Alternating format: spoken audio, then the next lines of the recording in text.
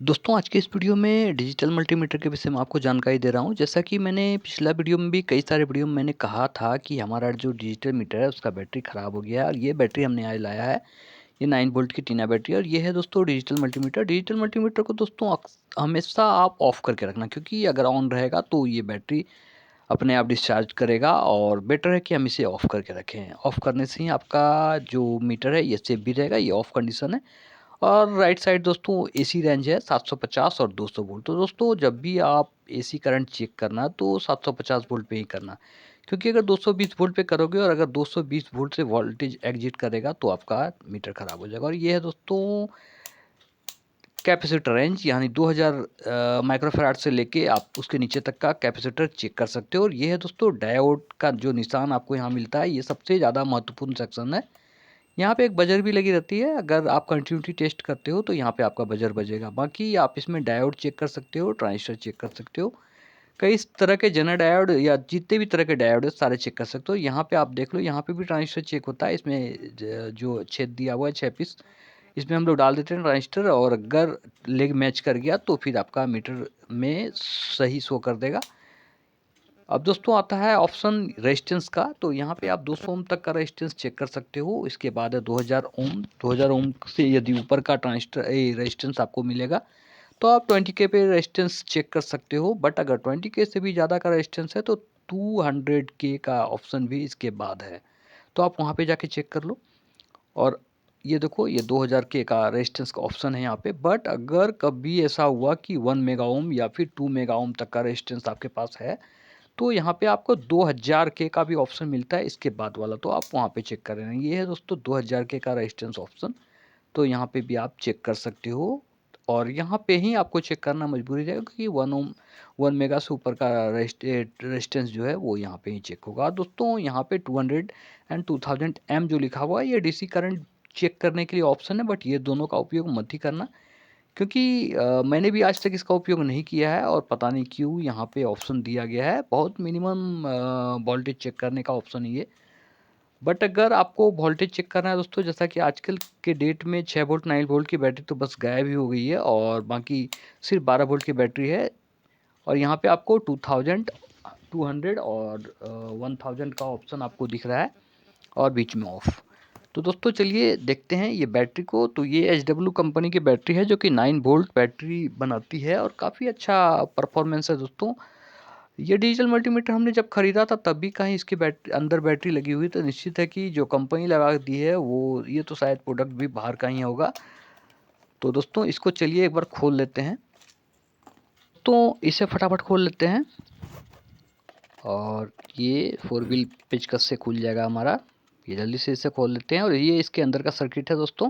और इसके अंदर जो एक पहले से बैटरी लगी हुई है वो बैटरी काफ़ी दिन हो गया, मतलब लगभग 2 साल से ज़्यादा ही हो गया इस बैटरी का और साथ ही इस मीटर का भी। तो दोनों अभी तक ख़राब नहीं हुआ है। निश्चित है कि ये बैटरी भी कुछ न कुछ वोल्टेज निकालेगी अभी भी, क्योंकि अच्छे से काम कर रहा है ये। तो दोस्तों ये है इसका बजर और ये है इसका चिप आईसी। सारा फंक्शन इसी पे है। एलईडी हो गया, ये पूरा डिस्प्ले बोर्ड हो गया, पूरा सर्किट बोर्ड हो गया। और यहाँ पे आपको जो ऑप्शन मिल रहा है ये ऑप्शन कनेक्टर के लिए है। तो ये ऑप्शन के बारे में मैं आपको पहले ही बता चुका हूँ। यहाँ पे 3 ऑप्शन मिलता है जिसमें हम लोग 2 का उपयोग करते हैं। चलिए इस बैटरी को अब सबसे पहले खींच के खोल लेते हैं। यहाँ पे एक बहुत ही अच्छा सा क्लिप बना हुआ रहता है जो कि कंपनी के द्वारा बैटरी को फिट करने के लिए दिया रहता है। ये बहुत ही सुविधापूर्ण है। यदि इस कंपनी इसमें सोल्डिंग कर दे तो फिर बहुत दिक्कत हो जाएगी, क्योंकि ये जो बैटरी है इसका जो टर्मिनल है वो प्योर स्टील का बना हुआ रहता है और स्टील पे सोल्डिंग करना बहुत ही मुश्किल होता है। बट ये जो क्लिप है ये बेहतरीन क्लिप है और ये जंग भी नहीं लगती है। और ये दोस्तों ये 12/2025 तक का डेट मारा गया है, यानी 12/2025 तक तो ये बैटरी अच्छे से काम करेगी यदि किसी प्रकार का शॉर्ट सर्किट नहीं हुआ तो। मगर अगर कोई शॉर्ट सर्किट हम करते हैं तो निश्चित है कि बैटरी फिर ख़राब हो जाएगी।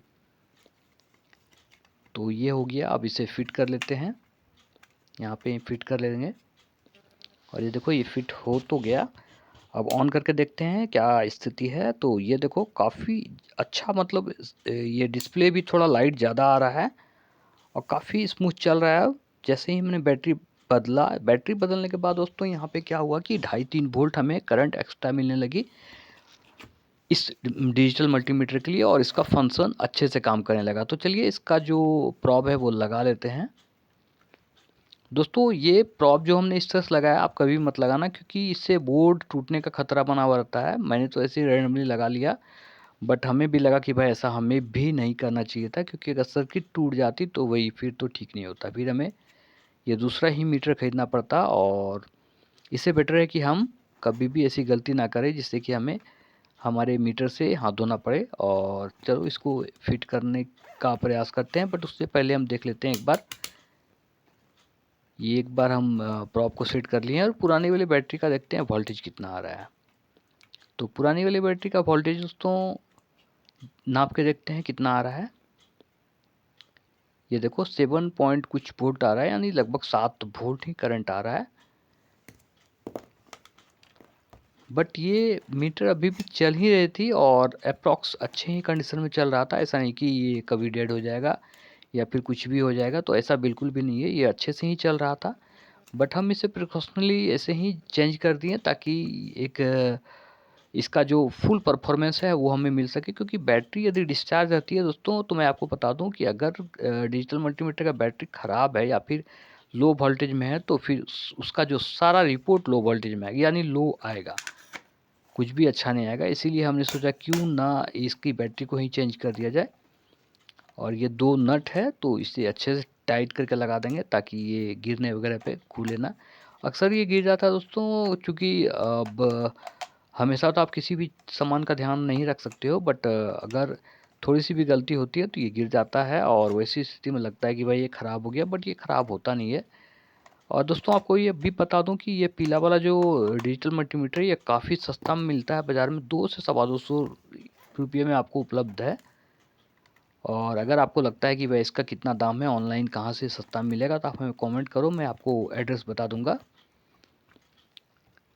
तो दोस्तों उम्मीद करता हूँ वीडियो पसंद आया होगा। अगर वीडियो पसंद आया तो भाई चैनल को ज़रूर कर सब्सक्राइब और लाइक भी करो, कमेंट शेयर भी जम के करो। और अगर कुछ भी क्वारी हो तो आप हमें लिखो, मैं उसका जवाब देने का प्रयास करूँगा।